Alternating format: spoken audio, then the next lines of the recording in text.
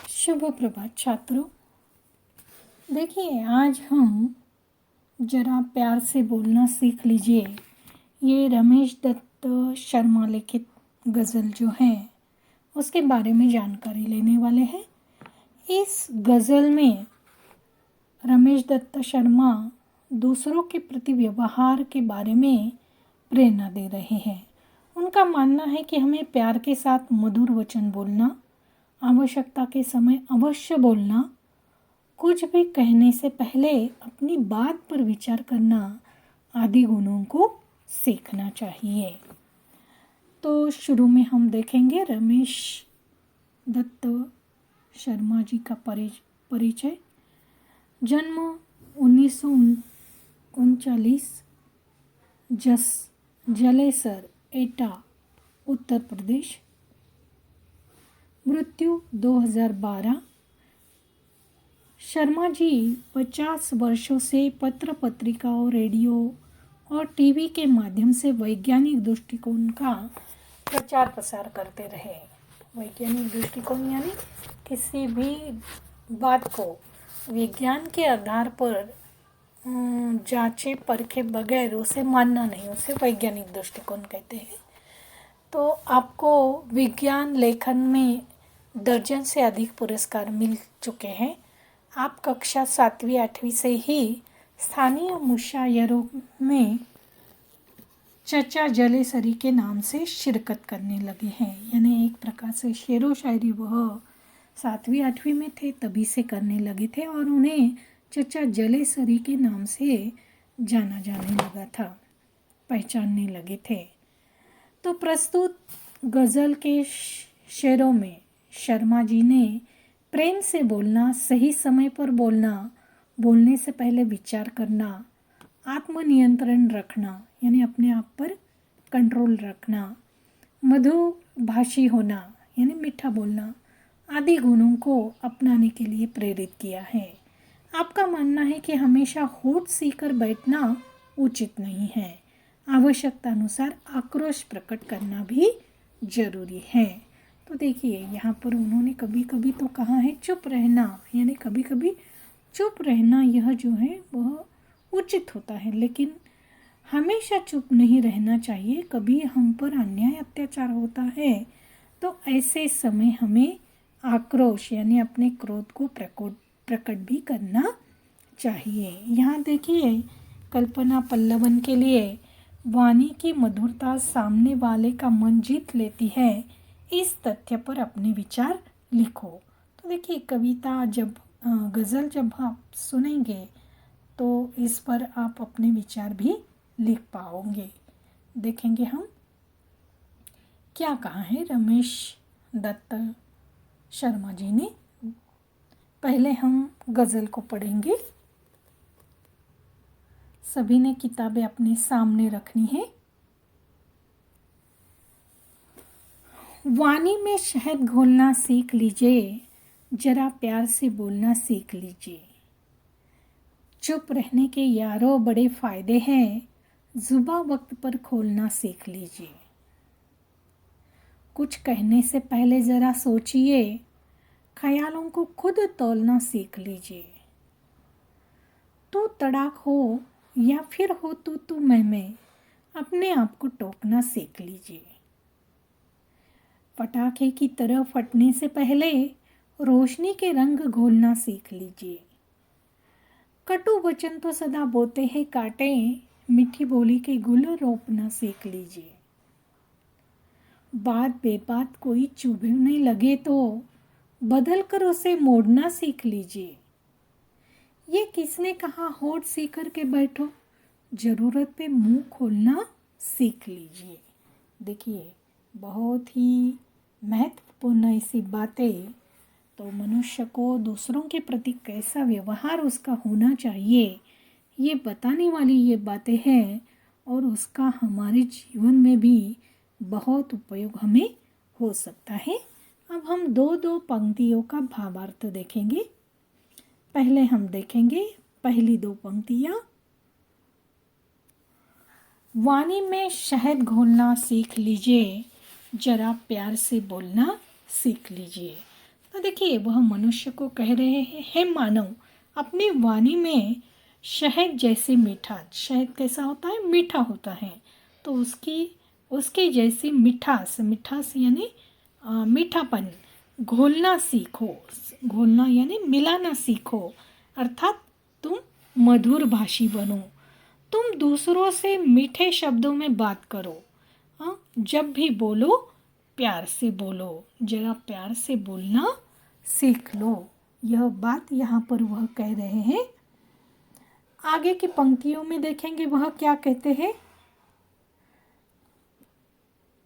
चुप रहने के यारों बड़े फायदे हैं, जुबान वक्त पर खोलना सीख लीजिए। तो जब आवश्यकता हो तभी बोलना चाहिए, ऐसा उनका कहना है। अनेक अवसरों पर आवश्यकता नहीं होती तब भी हम किसी को सलाह मशवरा देते हैं या बकबक करते हैं, यानी बेवजह बोलते रहते हैं।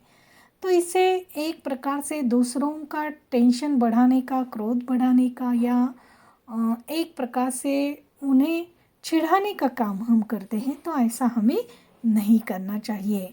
दोस्तों, चुप रहने के अनेक लाभ हैं। इससे क्या होता है, हमारी ऊर्जा भी बचती है, समय भी बचता है, और जो शक्ति हम वहाँ बकबक करने में लगा रहे हैं, तो उस ऊर्जा को, उस समय को किसी सकारात्मक कार्य में यानी अच्छे कार्य में हम लगा सकते हैं, और जिससे हमें भी फायदा हो सकता है और दूसरों को भी फायदा उसका हो सकता है। आगे देखेंगे कवि क्या कहते हैं।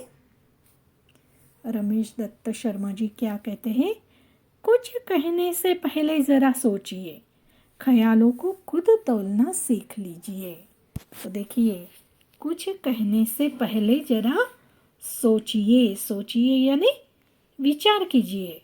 तो कुछ कहने से पहले हमें थोड़ा विचार करना चाहिए, और बिना विचार किए अगर हम कुछ बोलेंगे तो कुछ गलत सलत भी हम बोल सकते हैं। आगे उन्होंने कहा है, बोलने से पहले अपने शब्दों को तोलना सीख लीजिए। तो यह आदत हमें बनानी चाहिए कि बोलने से पहले हमें विचार भी करना है, अपने शब्दों को तोलना भी है। तोलना है यानी विचार करते हुए बोलना है कि ये सही है या गलत है। इस प्रकार से उसे तोलना है, वह कितना सही है ये देखते हुए हमें बोलना है। ऐसा न हो कि आपकी बातें सामने वाले के मन को दुख पहुंचाए, और इसीलिए हमें कुछ कहने से पहले सोचना भी चाहिए और शब्दों को तोलकर फिर बोलना चाहिए। तो जैसे कि तलवार से जो घाव होता है तो उसे तो लोग भूल जाते हैं, यानी शस्त्र अस्त्र से होने वाले घाव को भूल जाते हैं, लेकिन अगर ज़ुबान से निकला हुआ तीर जो होता है, यानी किसी के बोलने से किसी का मन अगर दुखता है, उसे बुरा लगता है, उसे चोट पहुंचती है, तो उस घाव को वह कभी नहीं भूलता है। तो इस बात को याद रखना है।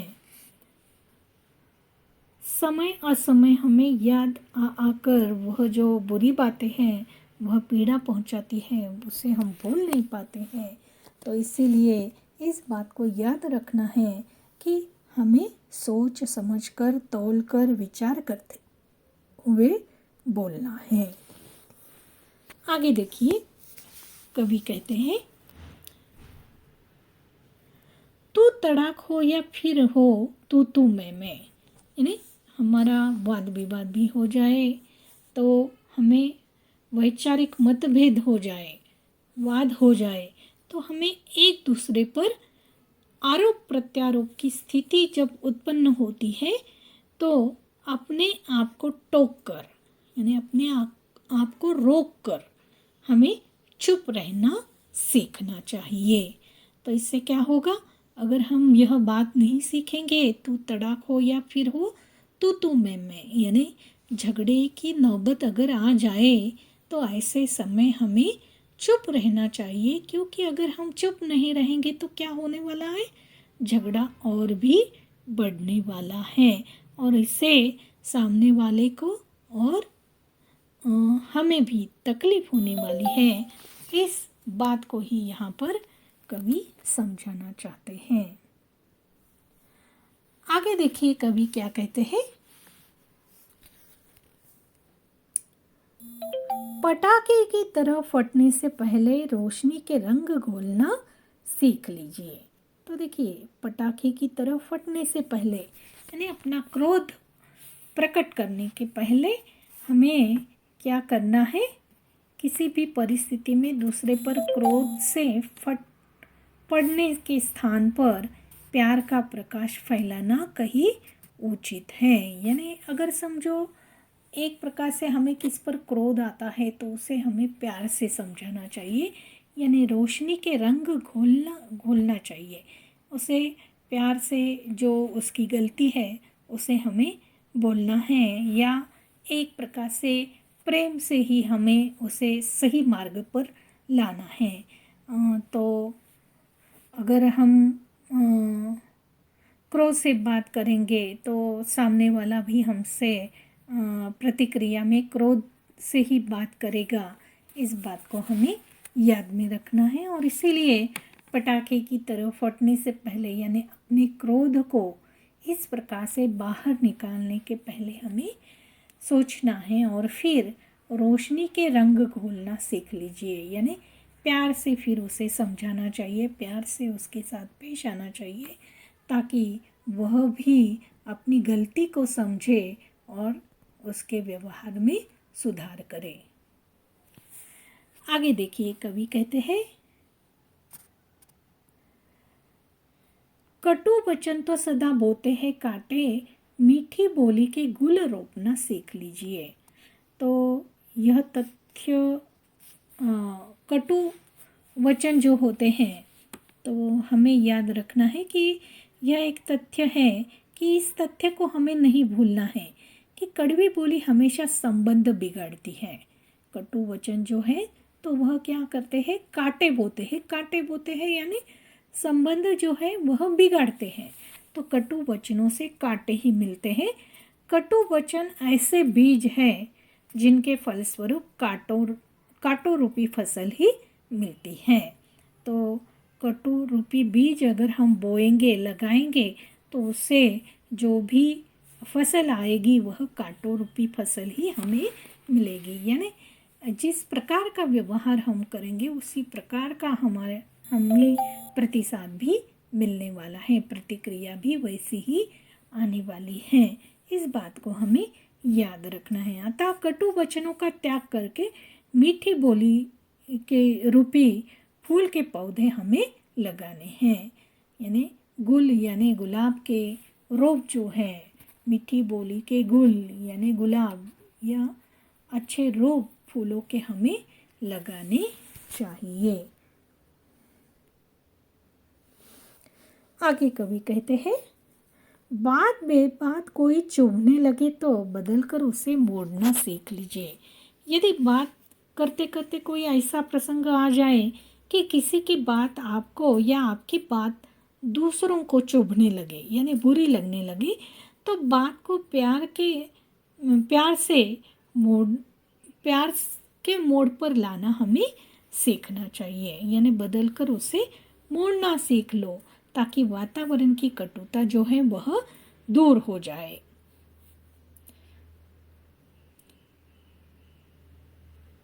आगे कवि कहते हैं, ये किसने कहा होठ सीकर के बैठो, जरूरत पे मुंह खोलना सीख लीजिए। आगे देखिए वह कहते हैं कि ठीक है कि हमें क्या करना है, तो बेबात कोई बात चुभने लगे तो उसे हमें बदल कर उसे प्यार के मोड़ पर हमें लाना है। पर साथ ही इस बात का भी ध्यान रखना चाहिए कि हमें अनुचित बात पर होठ सीकर यानी चुप भी नहीं बैठना चाहिए। कहीं कोई किसी प्रकार का अन्याय अगर कर रहा हो, अत्याचार अगर हो रहा है तो उस समय चुप रह जाना भी अन्याय ही होगा और इसीलिए उस समय हमें यानी जब ज़रूरत पड़े, जब अन्याय हो रहा हो, जब अत्याचार हो रहा हो, तो ऐसे समय हमें मुंह खोलना चाहिए, यानी एक प्रकार से उसका प्रतिकार करना चाहिए। डटकर उस बात का हमें जोरदार शब्दों में विरोध करना भी आना चाहिए। ये बात यहाँ पर उन्होंने कही है। तो एक प्रकार से मनुष्य का व्यवहार दूसरों के प्रति कैसा होना चाहिए, या जीवन जीते समय उसने कैसा व्यवहार करना चाहिए, ये बातें यहाँ समझाने की कोशिश कवि ने की है। देखिए यहाँ पर शब्दार्थ दिए गए हैं। बेबात यानी बिना बात, सीकर यानी सिलकर, जुबा यानी जीभ, मुंह, रोपना यानी बोना। और यहाँ देखिए आपको सूचना अनुसार कृतियाँ करने के लिए कहा गया है। प्रवाह तालिका पूर्ण करो। कवि ने इन बातों को सीख लेने को कहा है। तो यहाँ पर कौन कौन सी बातें सीखने को कवि ने कहा है, ये आपको यहाँ पर लिखना है। जैसे रोशनी के रंग में घुल जाना सीख लेना चाहिए, मीठी बोली के गुलाब बोना सीख लेना चाहिए, तकलीफ देने वालों को मोड़ना सीख लेना चाहिए, आवश्यकता अनुसार अपना क्रोध प्रकट करना हमें सीख लेना चाहिए, प्यार से बोलना सीख लेना चाहिए। तो ये बातें जो हैं यहाँ, उनमें से 4 बातें आप लिख सकते हो। उसके बाद देखिए उत्तर लिखो। कांटे बोने वाले, फिर कांटे बोने वाले कौन है, तो कटु वचन। चुभने वाली चीज़ क्या है, तो वह आपको यहाँ पर लिखना है। फटने वाले क्या है, ये आपको यहाँ पर लिखने हैं।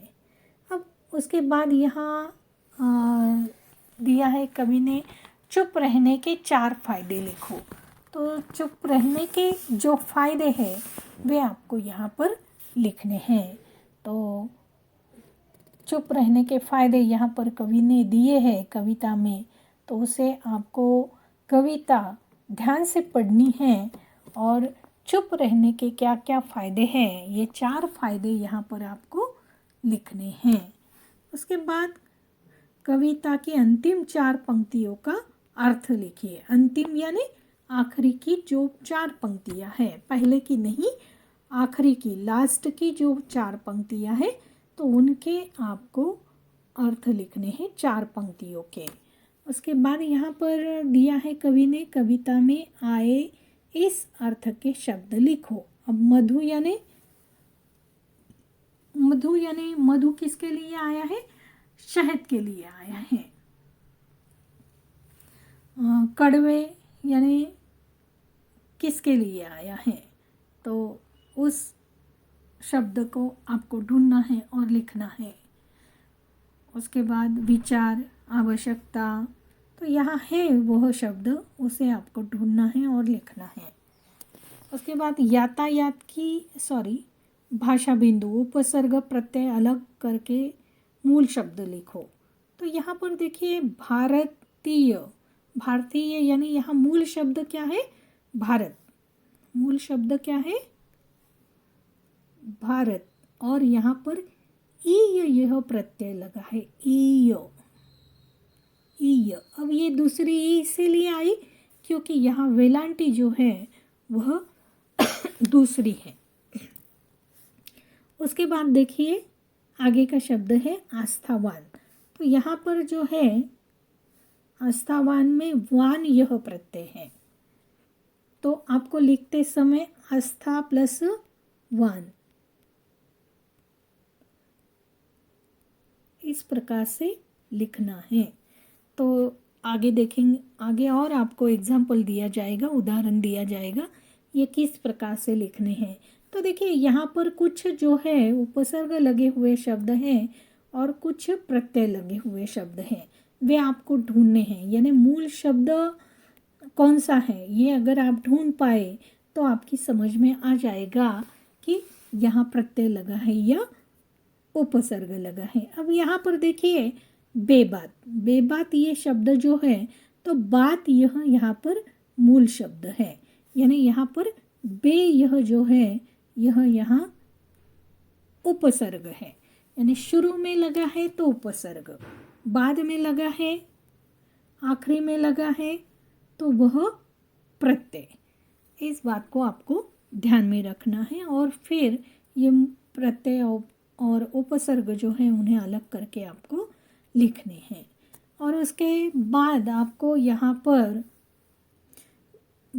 यातायात की समस्याएं एवं उपाय इस विषय पर निबंध लिखना है। यातायात की यानी ये जो जिसे मराठी में दळणवळण कहते हैं, आने जाने की समस्याएं जो हैं, और उस पर जो उपाय जो है वह आपको लिखने हैं।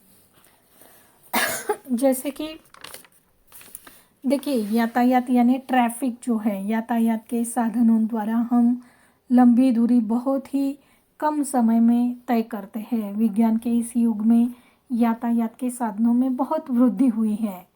मुंबई व दिल्ली जैसे शहरों में यातायात के साधनों की सड़कों पर भरमार दिखाई देती है। तो वाहनों से निकलने वाले धुएं की समस्या जो है, उसके कारण क्या क्या तकलीफ़ें हो रही है, क्या क्या बीमारियां हो रही हैं, हॉर्न की आवाज़, उससे क्या तकलीफ़ होती है। तो जैसे सर दर्द, हृदय रोग जैसी बीमारी के शिकार उसके कारण लोग हो रहे हैं। तो ये यहाँ पर लिखना है। और फिर विज्ञान के चमत्कार के कारण हवाई जहाज़ यानी विमान का निर्माण हुआ। इससे पक्षियों को क्या खतरा हो रहा है। हवाई जहाज़ ऐसा होना चाहिए जिससे वायु प्रदूषण न हो। और ट्रेन जो है वह भी यातायात के साधन में आएगी, तो उनके लिए भी रास्ता बनाने के लिए बड़े बड़े पहाड़ वन काटे जा रहे हैं।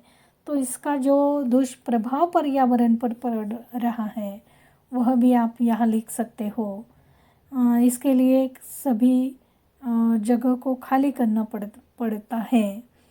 तो नदी व समुद्र पर पुल बनाए जा रहे हैं जिससे जल प्रदूषित हो रहा है। गाड़ियों की संख्या बढ़ने से डीजल पेट्रोल का प्रयोग भी बढ़ रहा है और इसके कारण जो प्रदूषण हो रहा है, तो इसके कारण क्या तकलीफ़ें हो रही है ये आपको बताना है। और उसके साथ साथ इसके लिए आप उपाय क्या आपको सूझता है, यानी क्या उपाय आप ढूंढते हैं, यह भी आपको यहाँ पर लिखना है। और यहाँ देखिए आपको सवाल दिया गया है कि इस के माध्यम से आप क्या समझे। मैंने समझा यानी ये कविता जब आपने सुनी, पढ़ी, उस पर गौर किया, तो आपने इसके द्वारा क्या समझा या क्या संदेश आपको मिला है। तो हमें सभी से प्रेम पूर्वक बोलना चाहिए। सही समय आने पर अपना मुंह खोलना चाहिए। बोलने से पहले विचार करना चाहिए। हमें मधुर भाषी होना चाहिए। ये बातें इस गज़ल के माध्यम से आपने समझी, या आपको और कुछ लिखना है तो आप वहाँ मैंने समझा में लिख सकते हो। यहाँ देखिए, आपको हिंदी साहित्यिक पत्रिकाएं, समाचार पत्रों से प्रेरक कथाओं का संकलन आपको करना है। तो जो प्रेरणा देने वाली ऐसी कथाएं हैं, प्रेरणा यानी एक प्रकार से बोध संदेश देने वाली, अच्छी बातें सिखाने वाली जो कथाएं हैं, तो उनको आपको ढूंढना है और फिर सर्च करना है, खोज करनी है उसकी, और फिर उसका संकलन करना है, यानी अपने पास कॉपी में उसे लिख कर रखना है। यहाँ पर देखिए, मैंने समझा के द्वारा हमने क्या सीखा, ये भी यहाँ पर दिया है कि हमें मधुर भाषी होना चाहिए। बोलने से पहले हमें विचार करना चाहिए। उसके बाद यहाँ शब्दार्थ दिए गए हैं। वाणी, बोली, शहद, मधु, जुबान, जीभ या मुँह, ख्याल, विचार, तो तड़ाक, लड़ाई। अंग्रेज़ी में भी उसके अर्थ दिए गए हैं, वे आप देख सकते हैं। सेमी के जो विद्यार्थी हैं वह भी देख सकते हैं, मराठी के भी देख सकते हैं। कटु, कड़वा, वचन, वाणी, गुल, गुलाब, रोपना, बोना, बेबात, बिना बात, सीकर, सिलकर। तो इस प्रकार से ये शब्दार्थ है। और देखिए, हमने ये जो सवाल देखा था, उपसर्ग और प्रत्यय अलग करके लिखिए, तो किस प्रकार से यह लिखने हैं आपको। अब मूल शब्द जो है, जैसे कि यहाँ पर ये शब्द जो दिया हुआ है अतिशय, तो यहाँ अति क्या है, यहाँ पर अति यह उपसर्ग जो है वह शब्द मूल शब्द के पहले लग जाता है।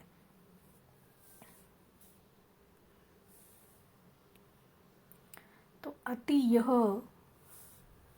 यहाँ पर उपसर्ग है।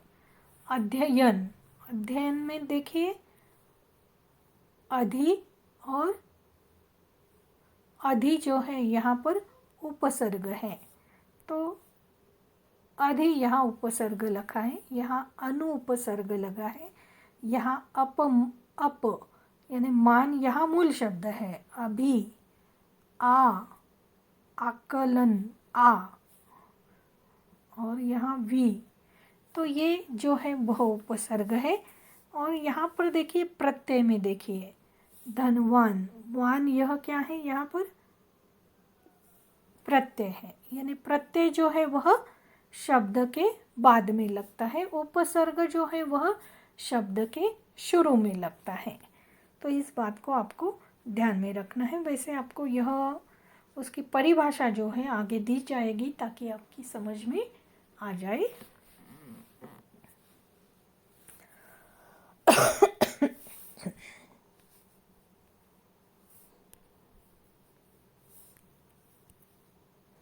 और देखिए आपको सवाल दिया गया है, वाणी की मधुरता सामने वाले का मन जीत लेती है, इस तथ्य पर अपने विचार लिखिए।